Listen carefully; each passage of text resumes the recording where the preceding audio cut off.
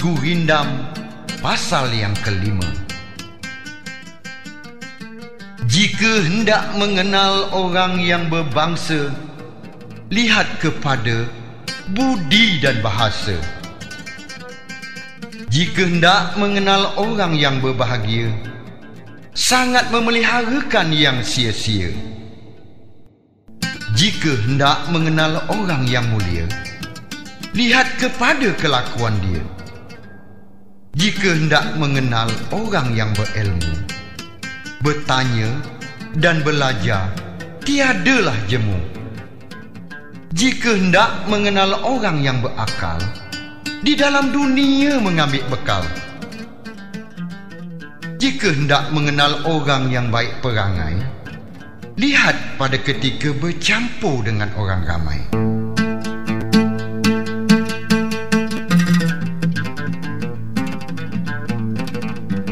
Ingat, sekali lagi, tolong jangan lecehkan bahasa Melayu, kerana bahasa Melayu adalah induk dari bahasa Indonesia. Itu yang perlu kawan-kawan tahu. Kadang kami saya pernah menggunakan bahasa Melayu ni waktu diklat di Jakarta. Apa macam orang Malaysia ini bahasa Indonesia lah. Masya Allah. Jadi agak sedikit terkejut gitu. Kenapa kawan ni tak belajar sejarah ke? Ya kan? Bahasa Melayu itu adalah induk bahasa Indonesia, dan dulunya bahasa Melayu adalah bahasa pergaulan internasional. Zaman-zaman kerajaan Nusantara dulu, ini bahasa Melayu adalah bahasa internasional dan termasuk salah satu bahasa yang diucapkan terbanyak di dunia ni. Salah satunya termasuk bahasa Melayu atau bahasa Indonesia. Assalamualaikum encik-encik, tuan-tuan, sahabat berdelau. Salam berdelau. Jangan lupa nyalakan lonceng, subscribe, like dan komentar. Share juga kalau boleh ya. Jangan tidak pula wah.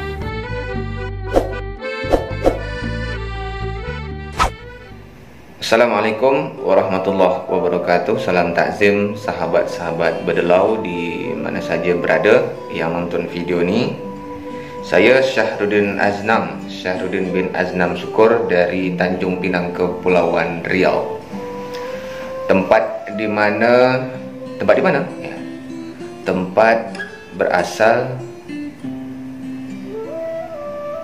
seorang pahlawan nasional berkaitan tentang bahasa Indonesia, yaitu Raja Ali Haji. Mungkin kawan-kawan tahu Pulau Penyengat. Ini pulau yang bersejarah juga. Tentunya di sini tempat berpusat kerajaan besar di Nusantara, yaitu Kerajaan Riau Lingga Johor Pahang. Jadi untuk kawan-kawan yang di luar Kepulauan Riau, mungkin kalau dengar bahasa yang saya sampaikan ini sangat mirip dengan bahasa Malaysia, tapi tolong jangan dipelesetkan dengan kalimat-kalimat yang tak elok ya. Seperti yang saya sering di komen itu, maling sia lah, inilah, macam-macam lah. Kan kita serumpun. Untuk kami yang di wilayah sini, dari Semenanjung Melayu, kita bahasa sama, tak jauh beza. Jadi tolonglah untuk kawan-kawan yang di luar Semenanjung Melayu untuk tidak merendahkan bahasa yang kami gunakan, yaitu bahasa Melayu, karena bahasa Melayu ini adalah induk dari bahasa Indonesia, cuma berubah nama saja. Mungkin kawan-kawan boleh cari tahu tentang sejarah asal muasal bahasa Indonesia dan siapa pahlawan nasional berkaitan tentang bahasa yang ditetapkan sebagai pahlawan nasional pada tahun 2004, kalau tak salah bulan Oktober atau November ya. Ini Raja Ali Haji dari Kepulauan Riau, Tanjung Pinang, Kepulauan Riau di Pulau Penyengat. Beliau adalah pahlawan nasional dari Kepulauan Riau tentang bahasa. Kawan-kawan mungkin pernah baca, pernah dengar juga tentang syair Gurindam 12. Itu karya beliau. Jadi untuk video kali ini, kawan-kawan, saya sedikit nak mengulaslah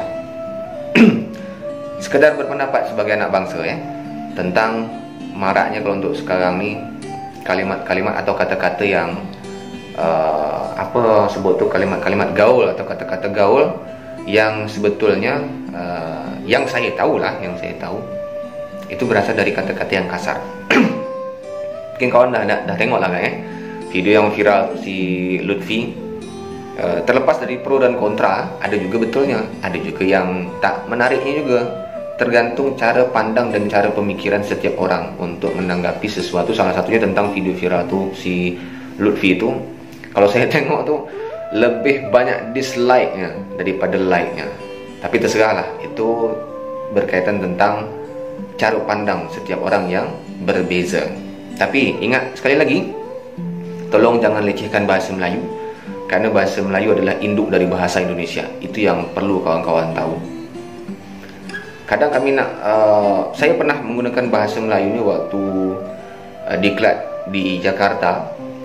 Apa macam orang Malaysia ini bahasa Indonesia lah. Masya Allah. Jadi agak sedikit terkejut gitu. Kenapa kawan ni tak belajar sejarah ke? Ya kan? Bahasa Melayu itu adalah induk bahasa Indonesia, dan dulunya bahasa Melayu adalah bahasa pergaulan internasional. Zaman-zaman kerajaan Nusantara dulu, ini bahasa Melayu adalah bahasa internasional dan termasuk salah satu bahasa yang diucapkan terbanyak di dunia nih. Salah satunya termasuk bahasa Melayu atau bahasa Indonesia. Jadi sekali lagi nak ingatkan saja, bahasa Melayu adalah induk bahasa Indonesia. Kawan-kawan mungkin boleh yang ada di Pulau Jawa sana, di sekitar Jakarta, bolehlah ke Perpustakaan Nasional. Tengok di situ satu buah kitab di museum ya, di perpustakaan tu, satu buah kitab karya Raja Ahli Haji tentang bahasa ada di situ, tengok. Jadi tak salah kaprah, tak salah tanggap lagi, tak salah mengata orang dengan macam saya ni menggunakan bahasa Melayu. Kadang merasa sakit hati tu. Tapi ya macam itulah. Mungkin orang tak tahu, tak faham, tak tahu sejarah, tak banyak membaca sampai berucap demikian. Nah, ini kawan-kawan, di era media sosial sekarang ni, ucapan tu tak hanya keluar dari mulut. Jadi beragam medsos yang ada itu memudahkan kita untuk mengatakan dan melakukan apapun yang kita inginkan. Kalau dulu itu sebelum ada medsos apabila kalau nak berinteraksi manusia itu harus bertemu atau minimal melalui sambungan telefon atau surat lah gitu ya. Tapi kalau untuk saat ini, setiap saat kita semua boleh berinteraksi tanpa bertemu. Bahkan ucapan pun bisa keluar bukan hanya melalui lisan ya, tapi jari jemari kita pun saat ini boleh dikatakan bisa berbicara. Jadi sekarang tuh bukan hanya istilahnya mulutmu harimaumu ya, jemarimu harimaumu. Jadi di media sosial berhati-hatilah menggunakan jari kita nak mengatakan apa, berbahasa melalui tulisan kita.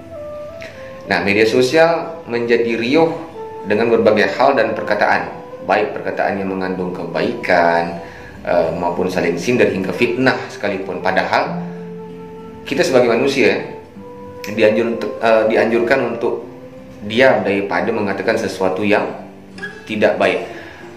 Ada satu ungkapan yang kadang agak menggelitik hati sebetulnya. Mungkin pernah kawan-kawan dengar, aku ni mulut je jahat tapi hati baik. Wah, mulut je jahat tapi hati baik, bukan main. Kalau menurut hemat saya, pandangan saya, apa yang keluar dari mulut itulah yang ada dari hati.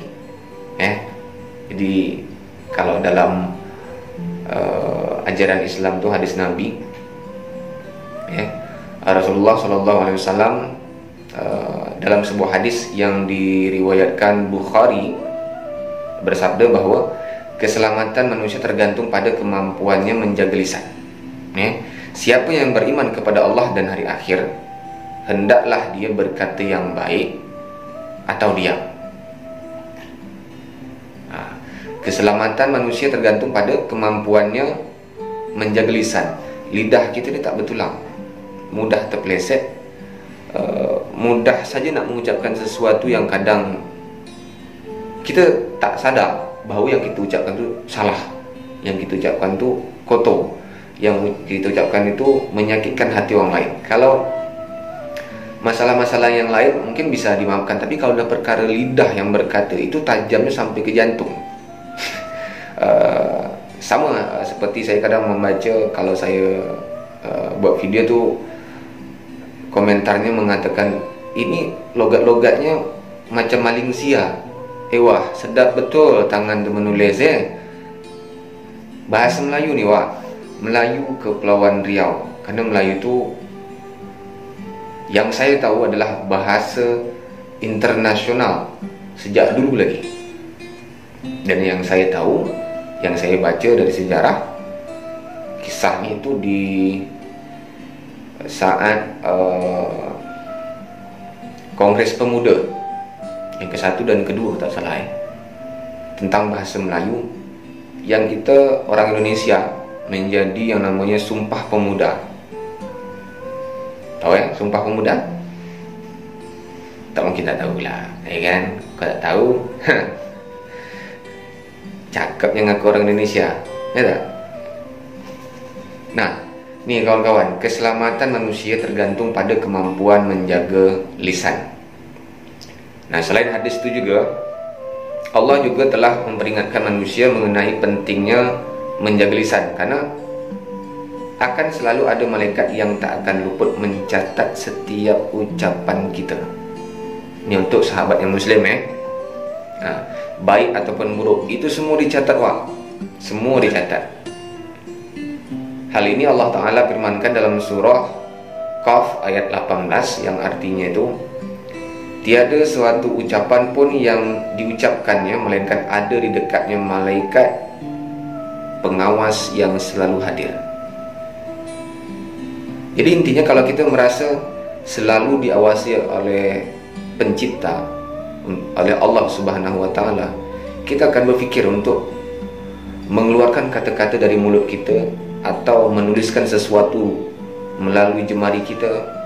Kita akan berfikir, baik ke tidak apa yang kita tulis, baik ke tidak atau yang kita ucapkan ni kepada orang lain. Itu ya. Balik lagi tadi yang kalimat macam ini, mulut aku je jahat tapi hati aku baik. Mungkin boleh kita periksa lagi lah betul ke tidak. Dari hati kita masing-masing boleh introspeksi, kenapa hal ini boleh terjadi. Kenapa kawan-kawan? Bahasa itu menunjukkan bangsa. Kalau bahasa yang kotor kita tunjukkan semua, macam itulah cerminan bangsa kita. Jadi jangan salahkan orang lain atau orang luar negara mengatakan kenapa sekarang Indonesia tu yang selalu keluar kata-katanya kasar. Kenapa? Kebiasaan kita menggunakan kata-kata yang kasar, kata-kata yang kotor, dengan dalih ini hanya untuk keakraban. Kita tak tahu kawan-kawan yang mungkin kita katakan, maaf cakap, seperti bodoh, ya kan, kalimat-kalimat yang macam yang lagi viral ni, anjay, macam-macam lah. Sebetulnya itu menyakitkan hati orang lain, tapi demi menjaga, macam ketawa-ketawa lah, tapi dah hati sakit sebetulnya. Kalau kita pandai menjaga hati, pandai menjaga lidah, insyaAllah lah pergaulan kita, baik itu di dunia nyata ataupun di dunia maya ni, akan nyaman aja. Karena kalau untuk sama masa sekarang ni, kawan-kawan boleh tengok lah di sosial media tu, kalau saya cakap macam perang, kalimat macam fitnah, macam-macam lah. Yang penting kita tak terbawa arus, bijaklah berkata. Kata kalau di sini Tanjung Pinang, jujur bertutur, bijak bertindak. Kawan-kawan boleh gali lah, boleh baca Gurindam 12, itu luar biasa yang dapat kita pahami, dan itu universal. Gurindam 12 karya Raja Ali Haji. Kalau untuk sekarang sekian aja lah. Saya sedikit nak menanggapi apa hal-hal yang lagi naik, lagi up nih di sosial media, terutama di YouTube.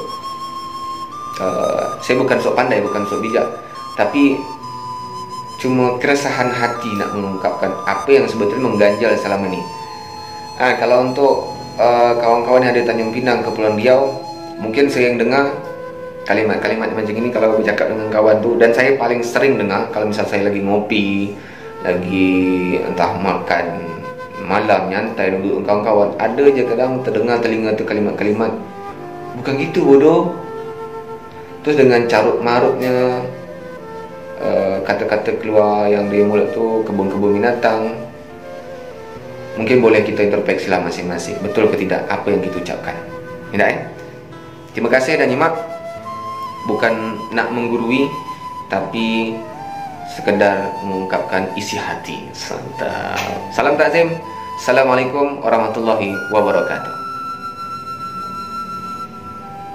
Kalaulah salah, lajaknya kaki, minta maaf, kami tak sengaja. Hai tuan-tuan, bagi kami jalan, jaga-jaga, kami numpang lalu.